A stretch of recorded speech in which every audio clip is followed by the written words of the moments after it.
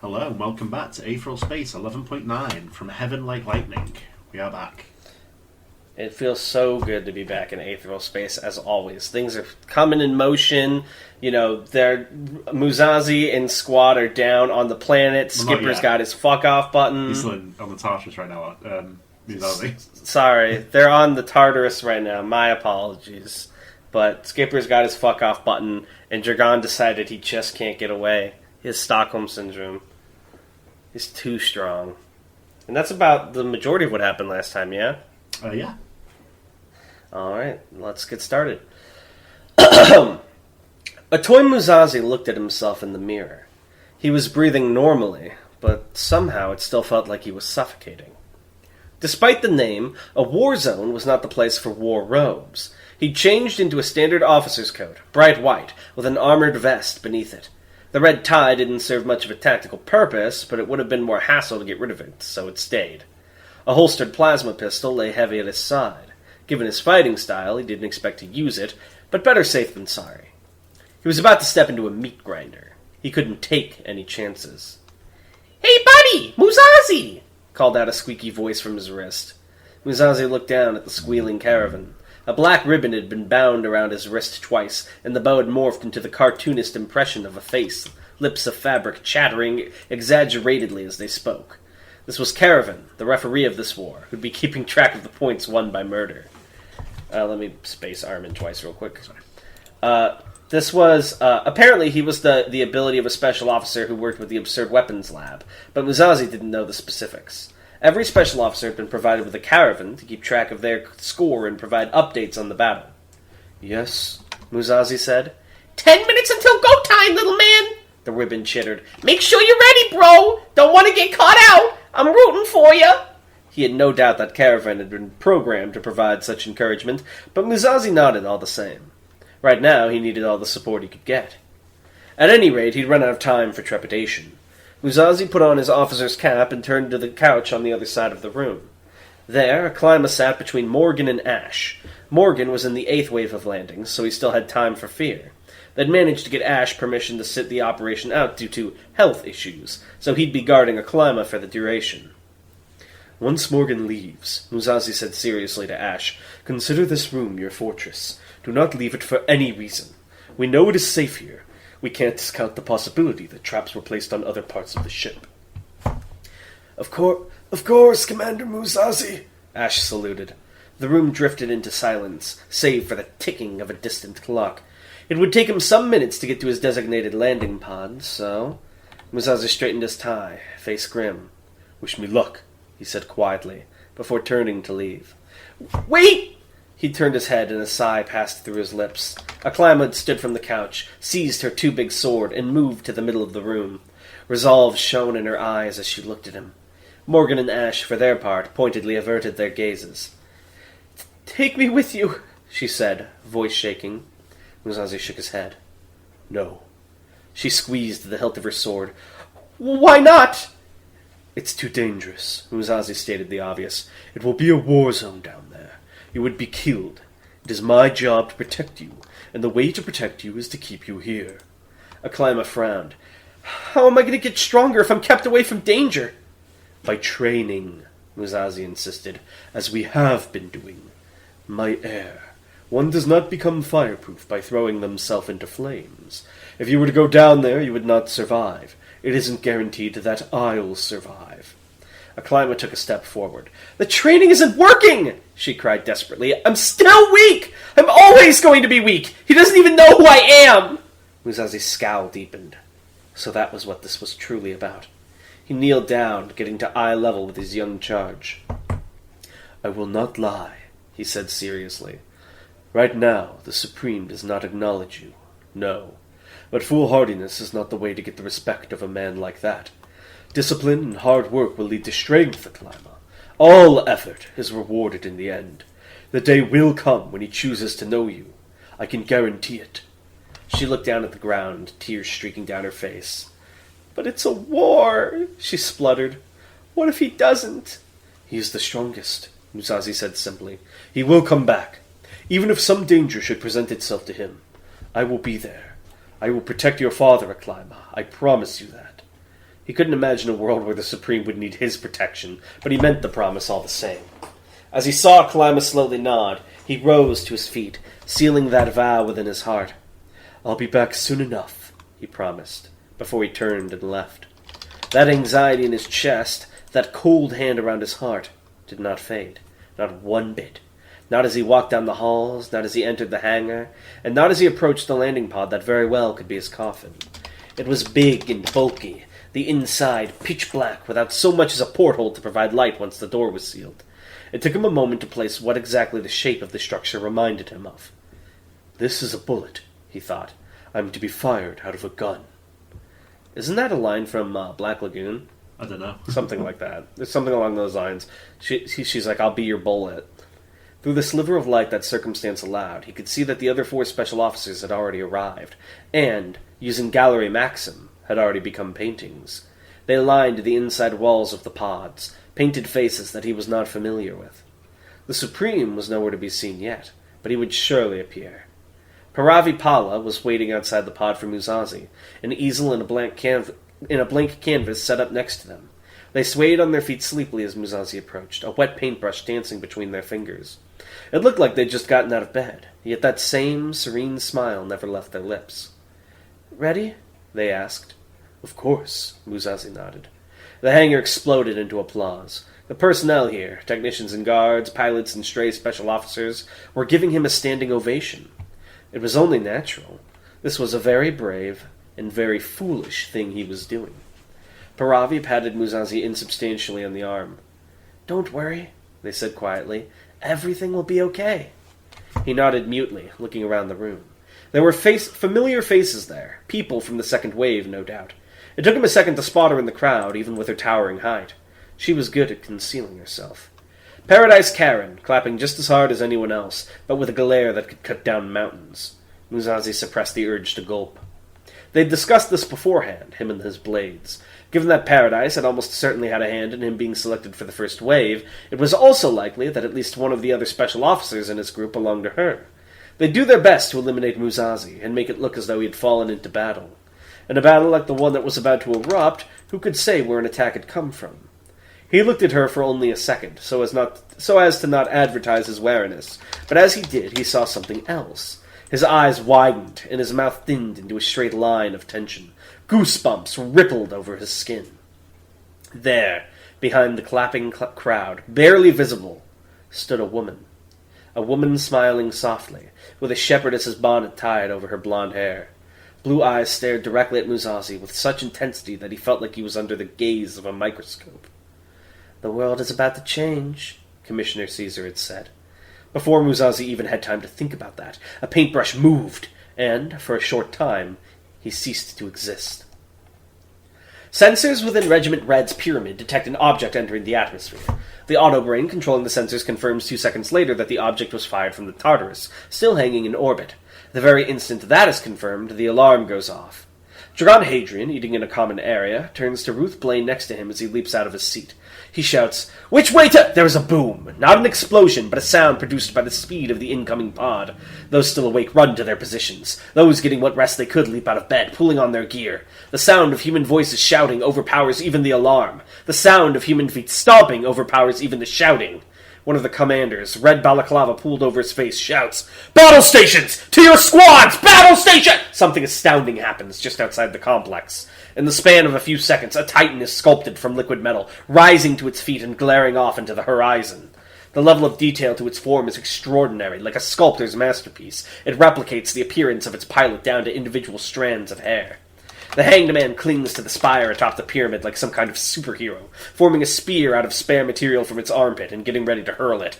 Perched on its shoulder is Roy Oliphant Hawkins, a deep scowl on his lips. He's been taking catnaps through the night, re-rolling his save-the-day ability until he gets a power he can work with here. What he has is not perfect, but it'll do. "Remember," he grunts, leaning into the hanged man's massive ear, "you take care of mid and long-range combat. Anything that gets close, I'll—" In the heart of the pyramid, in the war room, Klaus L. leans over the holographic table. Above his representation of the battlefield, he can see the landing pod rapidly descending, its form sharpening as the sensors get a better look at it. It's coming down some distance outside the projected battlefield, and the forests that surround the area.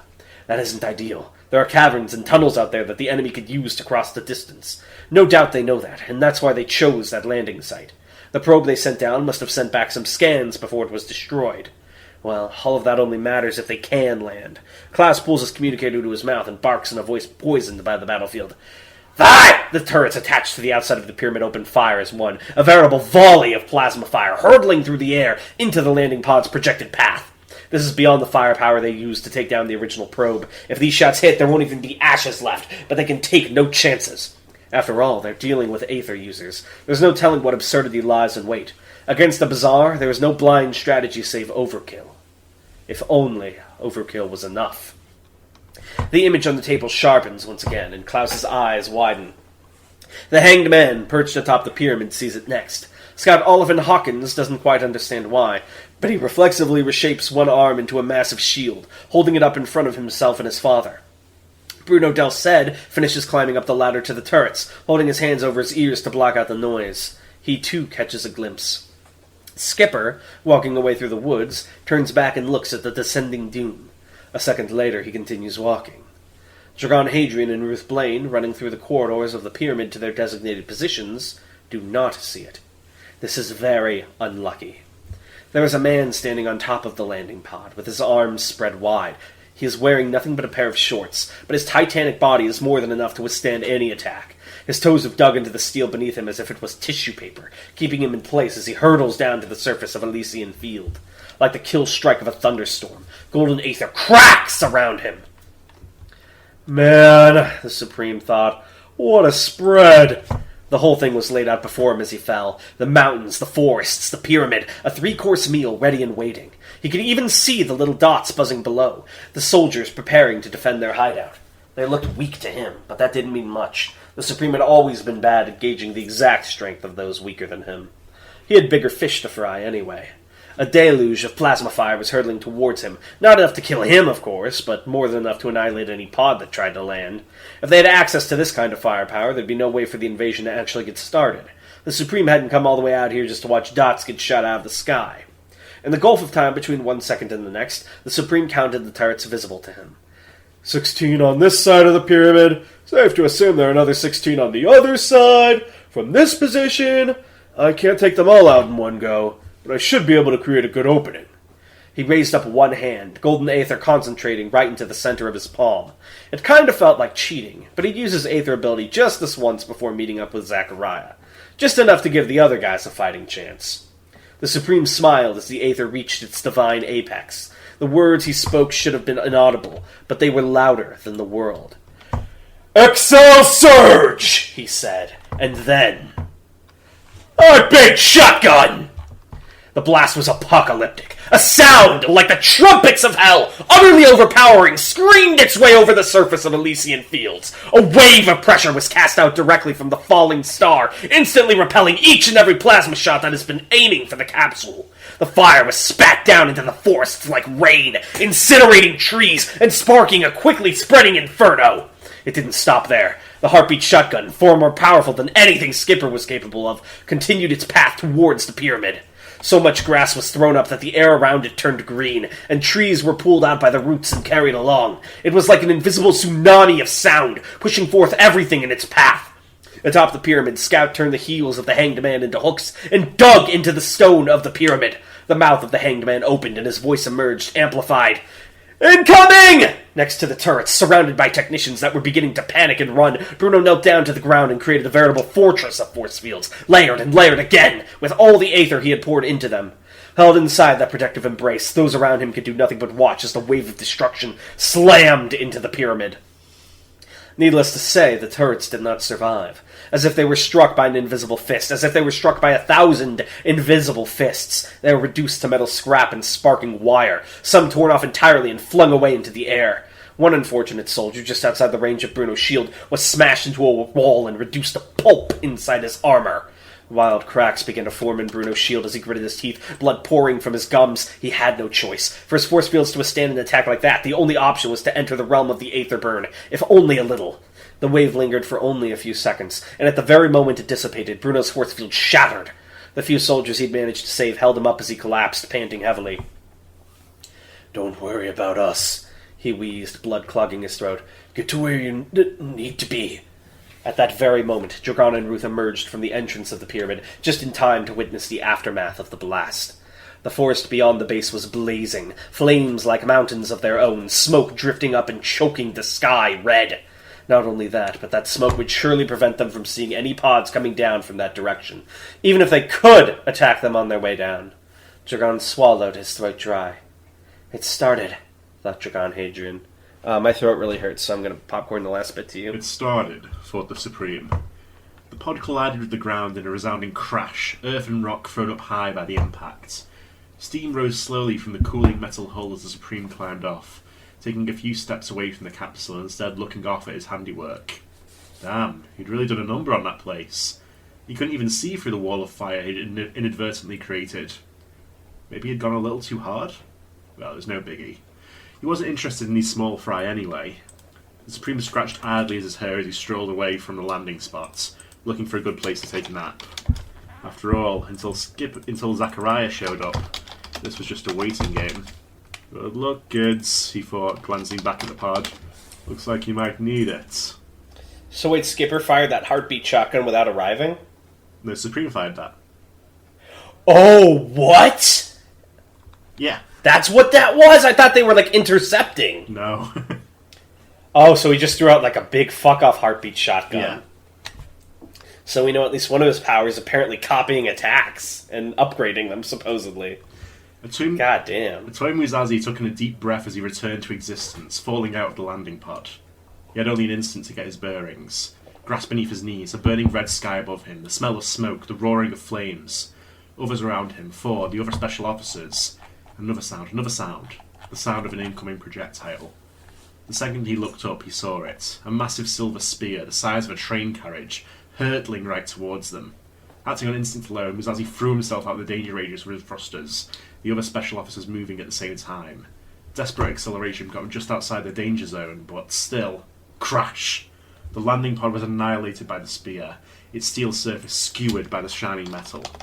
Fire spat out in every direction as the pod exploded, sending the gathered officers flying. With his thrusters, Musashi alone was able to land on his feet, panting for breath even as he regained his bearings. They couldn't stay here. Another attack like that would be imminent. Until they built up their forces, they couldn't afford to become targets. No matter how strong they were individually, right now they were ants fighting against boots. Silver aether crackled as Musashi raised his hand, the radiator burst forth from his palm, shining like a great beacon as he held it aloft. "With me!" he cried, and then he charged. Fuck. So this implies so many things. Did he steal the technique from Skipper? Was it his first? I really thought they had a clash, is what you were implying. I was surprised. Oh my god, his heartbeat is so strong. He said XL Surge before, so presumably that's the enhance. Yeah. Oh man, so many questions, so much excitement.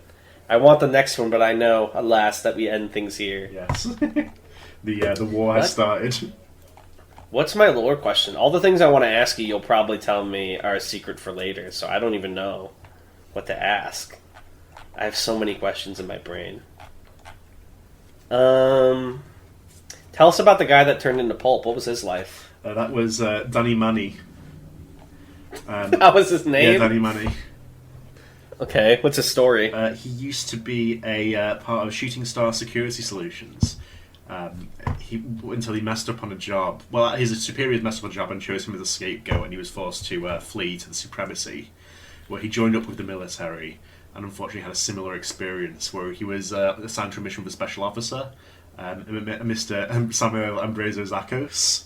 Samuel messed up but blamed it on Manny, and he spent 2 years in a Supremacy prison, after which he left and joined Regiment Red. And then got turned to pulp. Yeah. He really did not have a good life. Is he survived by any relatives or loved ones? No. Fuck. And thus ends the Manny line forever. Yeah, they were a prestigious line once. I'll put an end to the Manny clanny. Sorry, I was I'll put an end to the filthy Manny bloodline. Alright, well, thank you guys for watching as always. God damn, I'm excited for this arc. Oh, I hope I wasn't reading too fast, but I just really got into it with that. That was so cool, Tan. Well played. I'm so excited. No, all right. It. Bye! Bye.